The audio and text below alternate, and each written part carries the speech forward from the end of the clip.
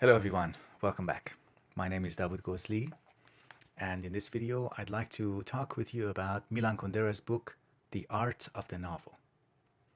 And before getting into this, let me briefly remind you about my reading group. Next time we meet with my reading group, we will be talking about Milan Kundera's short novel titled Identity. So if you're curious about that, if you're interested in joining, check out the schedule and the texts for the following 3 months. It is provided in the link below. All right, the art of the novel.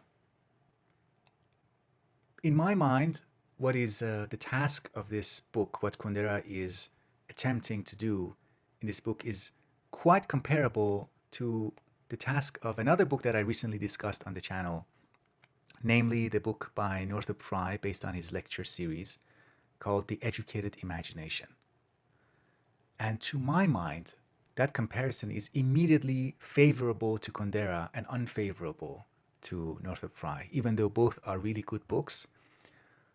But Kundera's style is so much more engaged, so much more attached to the art of the novel, because he's speaking as a practitioner of this art, as somebody who is so attached and so responsible to this art. And he has really cultivated the ability to speak not just from his mind, but from, as if every line that he writes, he's writing it from the totality of his being, his heart, and just his existence speaks. Whereas, on the other hand, when we read the work of a critic or a commentator like Northrop Frye was professionally a literary critic and somebody who commented on novels and history of literature. So that person writes and speaks more from the mode of thinking and with respect to the ideas that are operating within a text. So these are really two very different styles, two very different modes of engagement. Kundera is primarily a novelist. He's not interested, his primary interest is not to talk about the ideas in the novels. In fact, he says at some point that he's disgusted by people who just want to talk about the ideas, who want to sit around and have a discussion of the ideas. And by doing that, they are dismissing the work itself. It is the work that is important. In fact, the work is more important than the author. He wants to write his novels as an anonymous writer, as somebody who doesn't draw attention to himself and his biography. He doesn't want to answer questions about what his life is like, what he has been through that has allowed him to write like this. He wants the novels to stand on their own. Something else that he writes about related to that note is that every great novel is more intelligent, more insightful than the author, which is why it makes sense to want the author to step into the background or into maybe forgotten realm, relatively speaking, compared to the novels that will withstand time and participate in the history of the novel. And that's another point. Understanding the art of the novel is inseparable for Kundera from understanding the history of the novel. What is the history that he's talking about? It is the history of discoveries. The history of the novel, in other words, consists of a sequence of existential inquiries, a series of inquiries into the nature of human beings, into the nature of the self. And when we talk about that sequence of discoveries, we imply that you cannot put all of them in a bag and shuffle the bag and shake it up and at random pick one of them. No, you have to regard them as a sequence of one discovery, one inquiry coming after another. Because we are talking about inquiries, we are saying that the novel's task has to do with knowing, but it is not a knowing that is similar to a scientific knowing or knowing about a mechanical process, or a kind of knowing that gives us one correct perspective and eliminates other alternative perspectives. The kind of knowing that a novel is concerned with has to do with acknowledging and exploring plurality of perspective. So whatever the spirit of the novel is, it is antithetical, and it opposes the spirit of unitary, ideological, this is the correct way and other ways we should should fight back against the other ways of knowing and prove how they are wrong. So the spirit of the novel doesn't do that. It is, in fact, it wants to extend itself, and it wants to extend our ability to appreciate multiple perspectives, multiple ways of being, multiple ways of being a human being, experiencing the world as a human being. The novel wants to explore, according to Kundera, the possibilities of existing, the possibilities of existing as a human person. All right, so let's go through that series of discoveries. Already on page 5, Kundera gives us a summary, a skeleton of what he is talking about when he talks about the history of the novel and why the novel is concerned with knowing.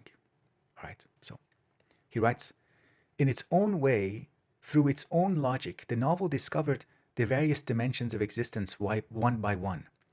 With Cervantes and his contemporaries, it inquires into the nature of adventure. With Richardson, it begins to examine what happens inside, to unmask the secret life of the feelings.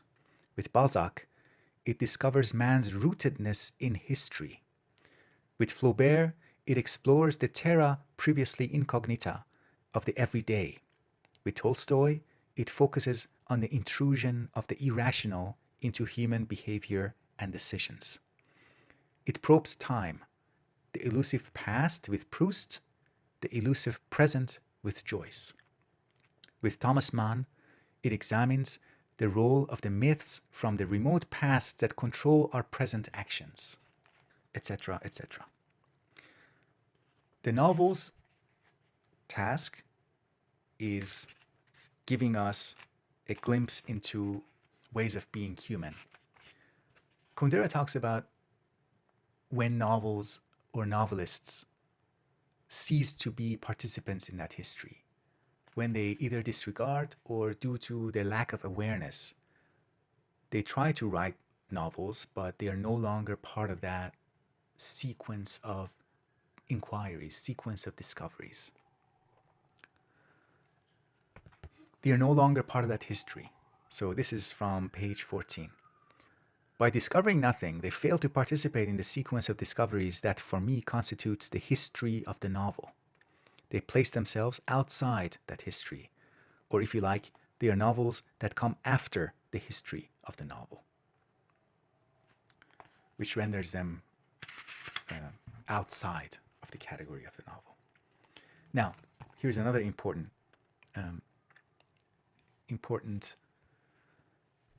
insight. I don't want to say idea because of what I will tell you later on. Here's another important insight about the time at which a novel might, the art of the novel might cease to be part of our lives.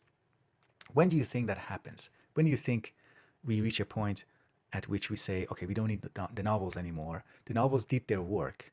They exhausted their powers. What we need now is other ways of communicating that are more efficient, more straightforward. We just need to communicate information to each other, talk about the most recent scientific discoveries or the most recent events in the stock markets.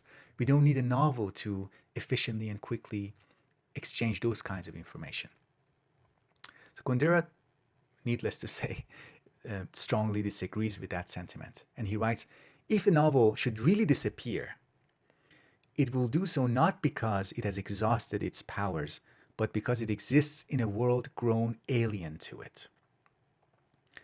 And he describes that world, the world that has grown alien to the art of the novel, to the spirit of the novel, as a world that forgets.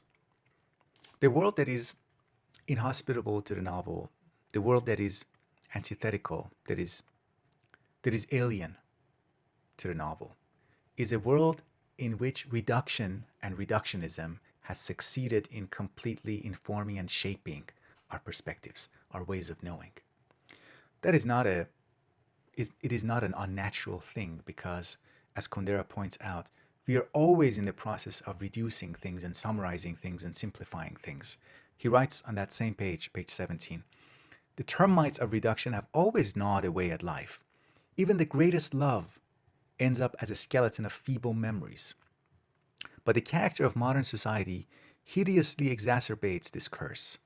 It reduces man's life to its social function, the history of a people to a small set of events that are themselves reduced to a tendentious interpretation.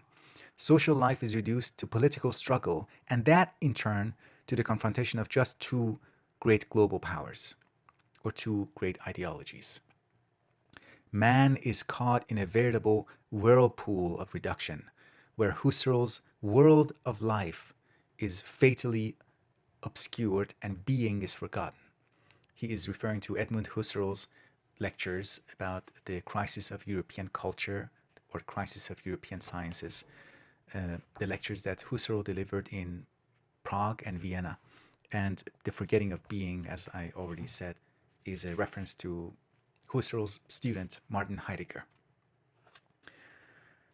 Let me say one more thing, and that is the ideas and how Kundera is skeptical of them. I even sometimes think that he will be maybe a little bit upset to see his works being discussed on YouTube.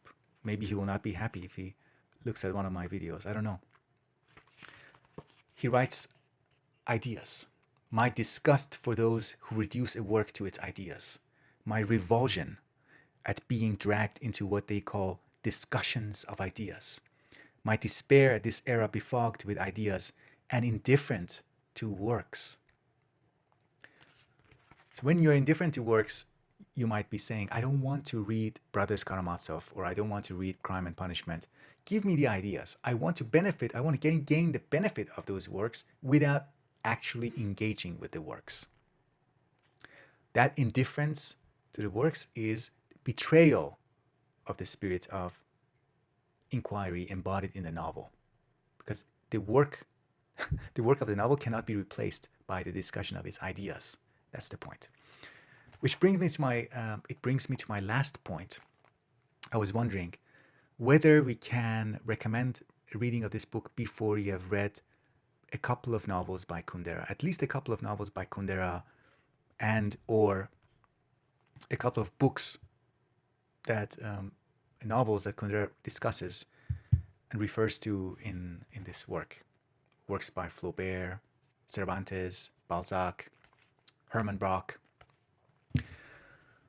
Of course, it is just so clear that if you have read a few of those major works, it will make reading of this work much more satisfying and much richer.